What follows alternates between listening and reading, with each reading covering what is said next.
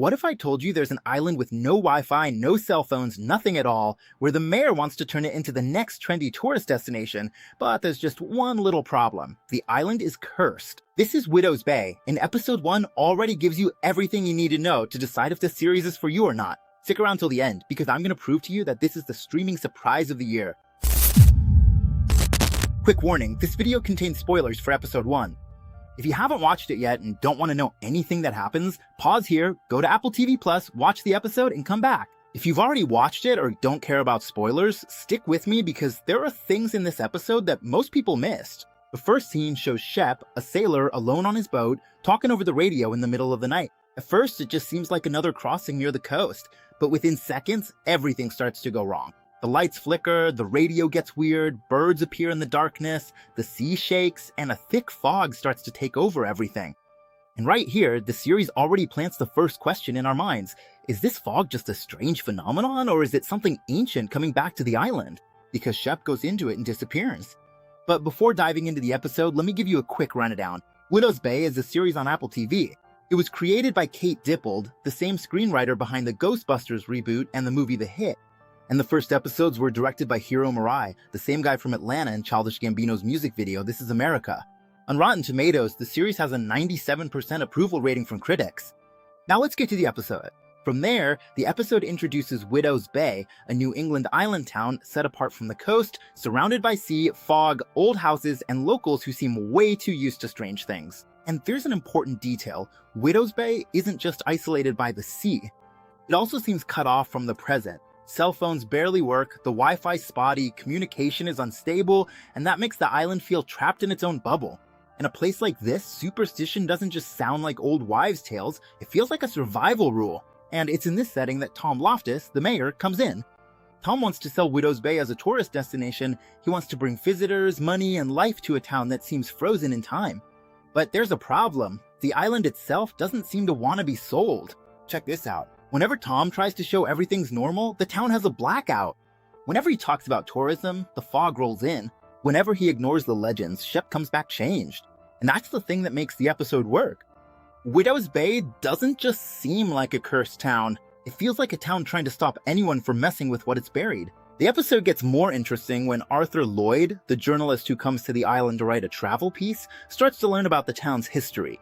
Tom wants to show off a quirky, charming island full of tradition, but what lies beneath that facade is something else entirely. Witch trials, people disappearing at sea, old tragedies, cannibalism inside a church, strange objects in the walls, and that quick mention of teeth found on the island. Notice how the series does this. While Tom tries to sell the island's charm, the episode exposes the wound. He speaks as the mayor, but the island responds as if it's remembering everything that's been buried there. And that's why tourism becomes a problem in the story. Tom isn't just trying to attract visitors, he's trying to turn a town marked by tragedy into a product. But Widow's Bay seems to resist that. It's as if the island is saying, you can try to sell me, but you can't erase what happened here. The danger here doesn't come from the sea, it comes from the town itself, from the fog, the locals, the legends, the church, the tunnels, and everything Widow's Bay tries to hide beneath its touristy appearance. And the town's very name already gives us a clue. Widow's Bay means Bay of Widows, and the episode gives a sad reason for that name. The old residents were connected to whaling. The men would go out to sea and could be gone for years. Many never came back, and the women were left waiting. There's a really powerful image in that. Women pacing back and forth on the porches of their houses, waiting for their husbands to return until the floorboards were more worn than the rest. It's simple, but it says a lot. Widow's Bay was born out of waiting, out of absence, from people staring at the sea, not knowing if anyone would come back. So the town's name isn't just pretty. It's already loaded with loss. And there's a detail the episode doesn't say out loud, but it changes everything once you notice it. Tom lost his wife. He's a widower. And he went to live on an island called Widow's Bay. That doesn't seem like a coincidence. It's like the island recognized Tom as its own before he even realized it. Another detail that goes by quickly but deserves attention is when they talk about the discovery of the island. The pretty version says it was an empty place, almost a blank canvas. But someone interrupts that explanation and mentions teeth that were found there. Teeth? That's not just any detail. Teeth remind you of bodies, of death, of something that was devoured, ripped out, or left behind. And when the subject is quickly changed, the show makes it clear that Widow's Bay has two versions. On one side, there's the pretty version, the old island, charming, intriguing, great for tourists. On the other, there's the version nobody wants to face. Teeth, witches, cannibalism, disappearances, and a fog that might not just be the weather. And in the middle of all this is Tom, trying to manage everything as if it were just a public image problem. Except Tom doesn't seem comfortable in that place either. He has a connection to Widow's Bay, but at the same time, he seems to reject everything the town stands for. He doesn't believe in the superstitions, tries to rationalize what's happening, and sees the locals as people stuck in the past. But there's a question the episode leaves hanging. If he doesn't seem all that loved by the town, if the residents don't trust him, and if being mayor there feels more like a punishment than power, why did he take the job?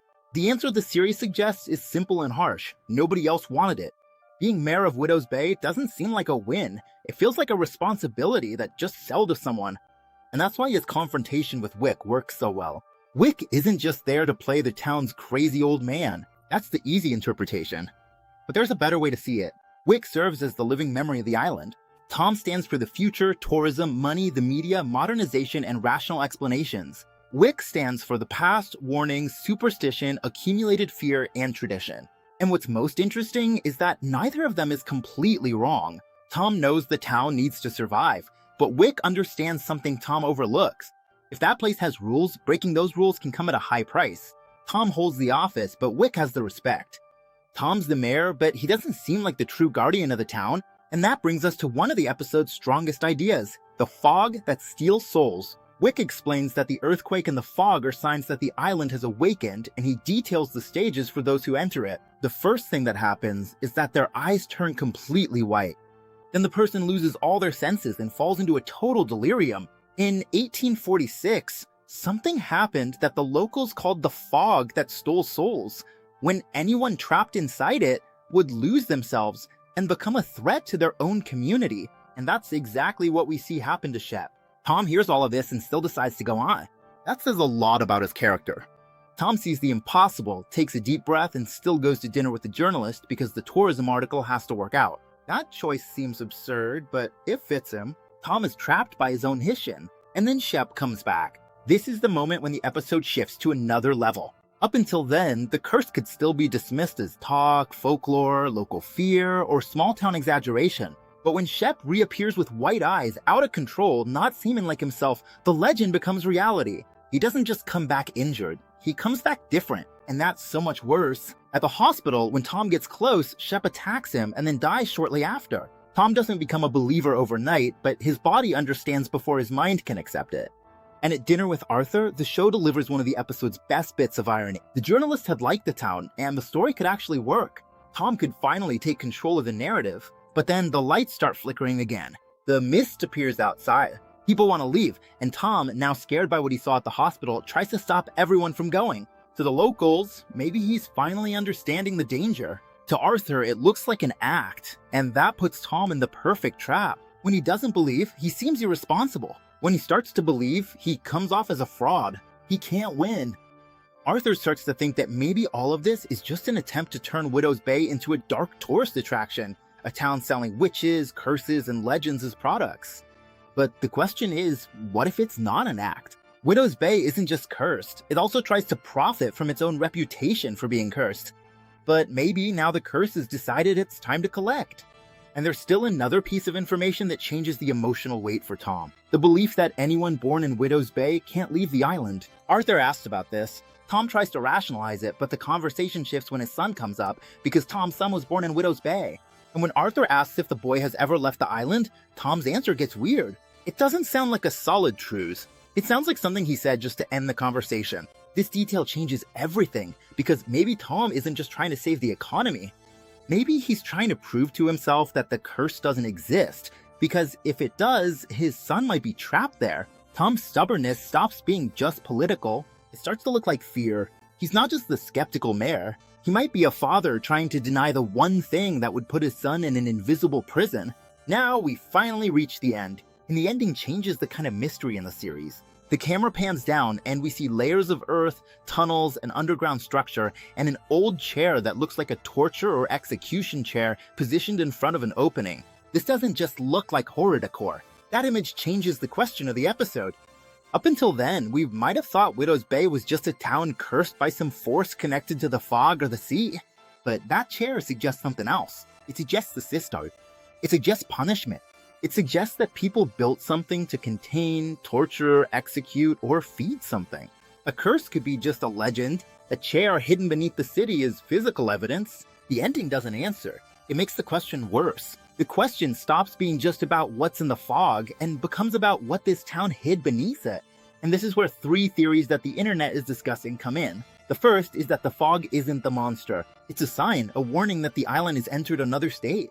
When the fog appears, something wakes up, something returns, or some old rule starts working again. And if the fog is just a symptom, what exactly is the disease?